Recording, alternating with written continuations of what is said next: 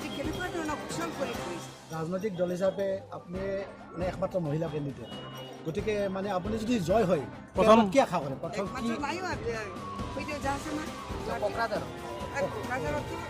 কোকৰাঝাৰত মানে এগৰাকী হ'লেও মানে আমাৰ বিজেপি দলৰ পৰা আপোনাৰ প্ৰথম কাম কি হ'ব যদি মানে জয়যুক্ত হয়? আপুনি জয়যুক্ত হোৱাৰ পিছত মই এইটো বিচাৰিছোঁ, বড়ো অবড়ো এই সংজ্ঞাটোত থাকিব নালাগে।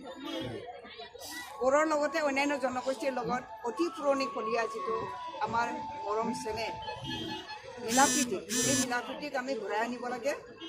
আৰু আমি সকলোৰে প্ৰিয় পাত্ৰ, বড়োসকল লোকসকলে ভাল পাইছিল আগৰ, কিন্তু সময়ত সেইটো বিনষ্ট হৈ গৈছে। ষড়যন্ত্ৰমূলকভাৱে আমাৰ মাজত সংঘাত আনিছে। গতিকে সেইটো আমি আকৌ পুনৰ ঘূৰাই আনিব লাগে। জয়লাভ কৰিলে কেন্দ্ৰত